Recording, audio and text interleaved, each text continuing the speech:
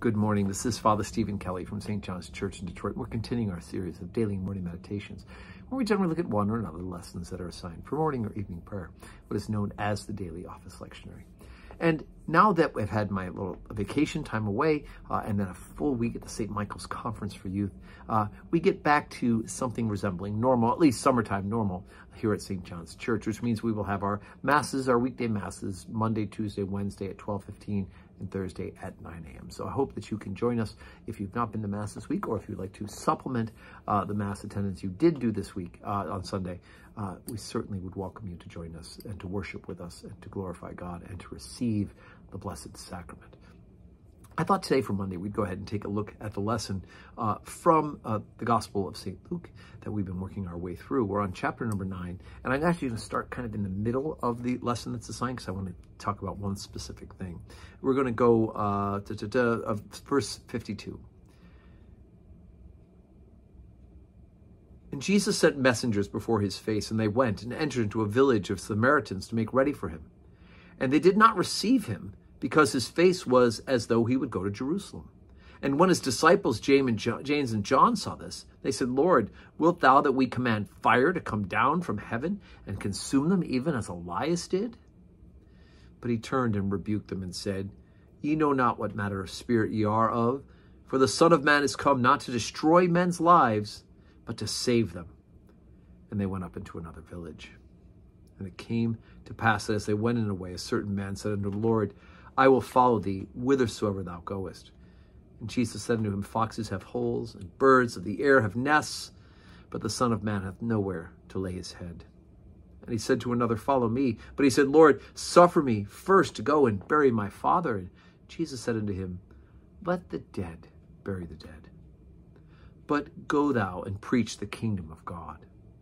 And another said, Lord, I will follow thee, but first let me bid them farewell, which are at home at my house. And Jesus said unto him, No man, having put his hand to the plow and looking back, is fit for the kingdom of God.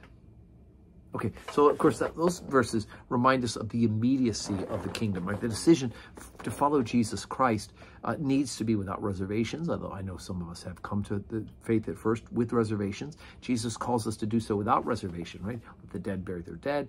You know, if you're plowing, you can't look backwards, right? Because otherwise, right? You're going to be off course. You're not fit for the kingdom.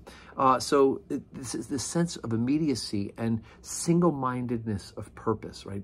Once we're in for Jesus, we are all in for Jesus. But I really am always drawn by this. We got James and John, right? They're the good guys.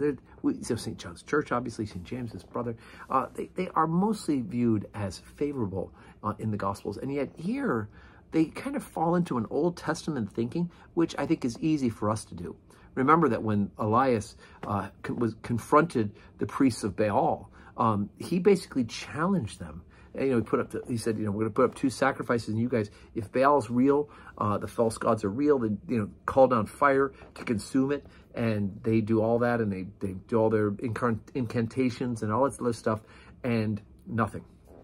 Then Elijah, he takes the wood and he sets the fire and he soaks it with water, right, so that it's not going to start. And then he calls God and he brings down fire. The fire consumes the wood, consumes his offering, and consumes their wood, and consumes them, right? Takes them right out. So James and John are doing something biblical. Should we call down fire from heaven?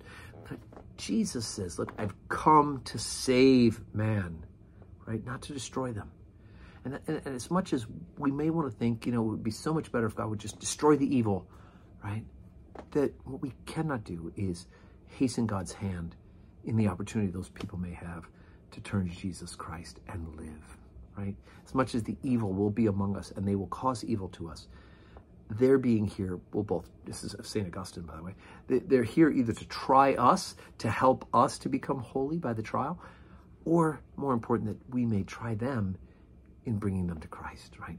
That as we stand fast in the faith and love them and pray for them and witness to them, they will turn from the evil and be saved. Turn from their wickedness and live, right? Nice biblical verses there. So it's important for us, right? As much as we want God to just wipe out all our enemies, he's got plans for that, and that is to try to bring them to himself. So as I said, today's Monday, 12:15 Holy Communion. I do hope that I will see you in church. May God bless you.